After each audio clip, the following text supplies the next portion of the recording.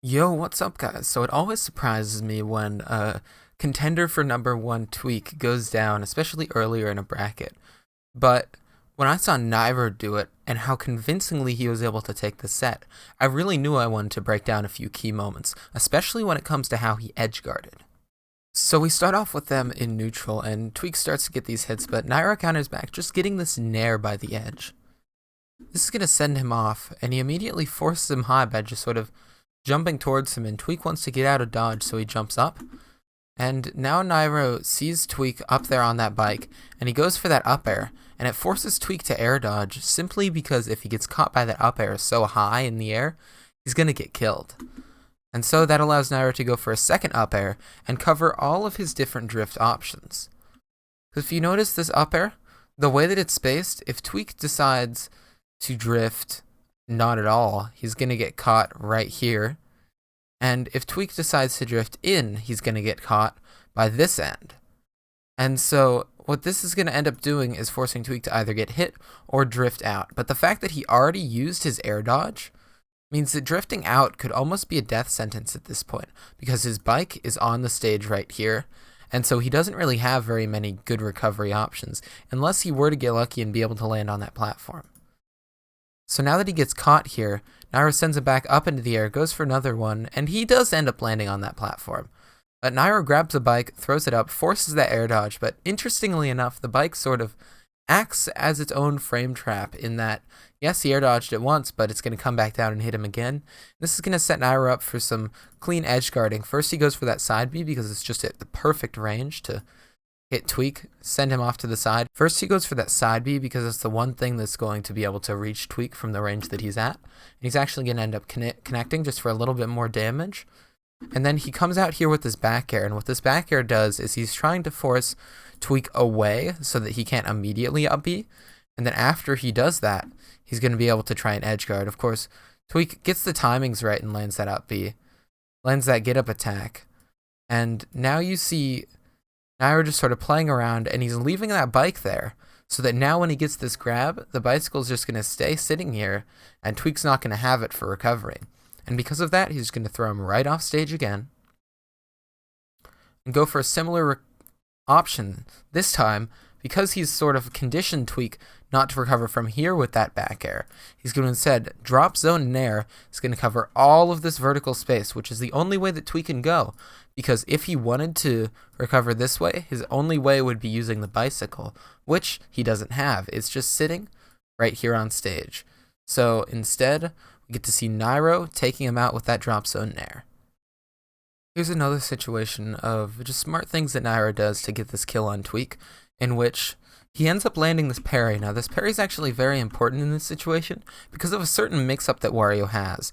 When Wario is here up above, he's going to be using his good speed to immediately drop down and pressure you with something, be it a forward air on shield, or what a lot of Warriors like to do is they like to bite. They like to use that command grab and grab you while you're pressured in the corner, forcing you to either spot dodge, which could then be punished with something more, or roll away to here, which would then just be covered by a back air.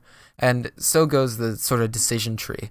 But Nairo very smartly, he parries here, because even if this wasn't a parry, dropping shield at this moment is going to allow him to punish some sort of command grab. And so he gets that parry, he gets the grab, and continues this combo string, goes for a forward smash. I'm not sure what was going on there, maybe like an air dodge read or something, or maybe just a misinput. And so now Tweek's going to start hitting him a little bit, but very smartly, because Tweek's aerials are so weak, especially that forward air, he's able to just tank it, get another grab, get a down throw, and continue to try and rack up more damage. Now he catches him out of that bicycle with that up air and just sends him straight into the air. He's going to continue to try and go for this. He fades back down, waiting and waiting for Tweek to air dodge. Tweek smartly doesn't air dodge at all because Nairo was just hovering near the ground waiting for him to choose a panic option. But Nairo still smartly pulled the trigger also right at that moment before he would land. Now he's going to get that dash attack as Tweek tries to up air out of tumble. And just continue pushing, getting that pivot grab and throwing him off stage. And now comes the edge guard, where he goes for that side B, because Tweek really doesn't have very many options left in that situation. because if we look at it from his perspective here,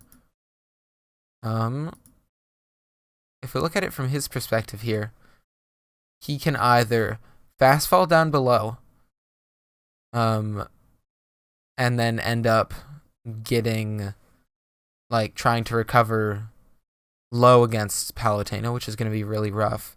He can neutral air dodge, but then he might not be close enough to the ledge, actually, to recover. And so he decides to directional air dodge in and is going to get caught out, because if Nairo really wanted to, he could place that explosive flame right around here. And what that would end up doing is it would catch Tweek if he didn't do anything at all. And so Tweek really had to go for this air dodge here, and he makes the wrong call by air dodging in, because he goes right into where Nairo actually places the explosive flame. Now Nairo's really got this edge guarding down pretty optimally here. As Tweek's trying to recover, he uses his bicycle to get back on stage, but Nairo's going to get a grab off that air dodge, throw him, and try and send him back, get a second grab off that other air dodge, and throw him away. And now Nairo has bicycle. And what an amateur player might decide to do here is throw bike at an angle like this in order to try and hit Tweek and get an edge guard, but Tweek's going to be ready for that. This is his character. He knows how the bicycle works.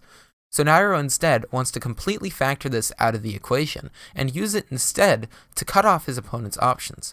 And so he's going to throw it just on center stage here so that Tweek can't use the bicycle when recovering.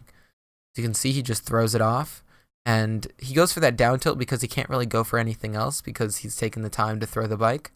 But now at this point, it's ledge trapping time, and you see him just going for these grabs. The reason that he's going for these grabs is because he wants this edge guard, because if he throws Tweek off stage, Tweek's not going to have the bike to recover, because again, it's just sitting right on stage.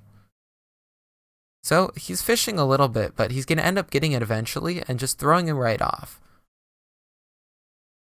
Now, he also flubs that edge guard, but the idea is still there. He's just going to leave bike there because Tweek has to focus on him. If Tweek ever turns his attention towards that bike, Nairo's going to easily be able to hit him with any of his strong moves and get the kill, just because Tweek's at such a high percentage. So now he does get that hit, and he continues to pressure, and he finally finds that back air. You can see his decision-making process, though, with that bicycle in order to get the optimal edge guards, forcing sort of Tweek into this corner, and then finally finishing it with a back air. Now, while Nairo did have this Wario really figured out, Tweek was actually able to get one game on the board with young Link.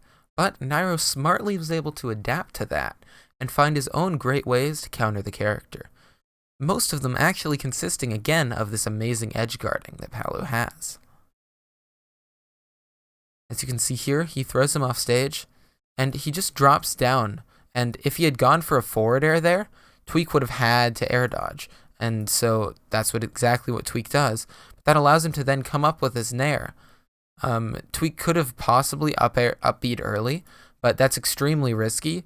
And so Nairo cuts off the smart play, forcing Tweek to take a high risk, high reward. And of course, Tweek's not comfortable taking risks, especially when he's down in a set. And so Nairo's able to easily capitalize and get a punish. Finally, have one more example for you guys to just show that, this isn't a fluke.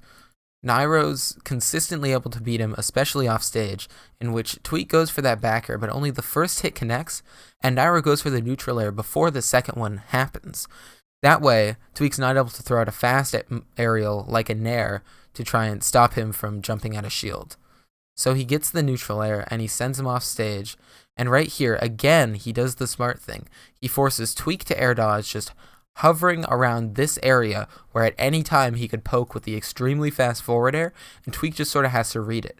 And so if Tweek reads wrong, he's able to punish easily, get a nair, and get a free kill. I've really enjoyed watching Nairo and just how incredibly good he is. Yes, I like seeing Wario as a character, so it does kind of suck to see Tweek knocked out. But Nairo's just so cool, man, following his stream and stuff. So I'm really happy to bring you this analysis, just breaking down some of the intricacies of Nairo's edge guarding and advantage state when he's fighting against Tweek. If you enjoyed the Smash analysis content, be sure to hit subscribe and leave a like. I'll see you in the next one. Peace out.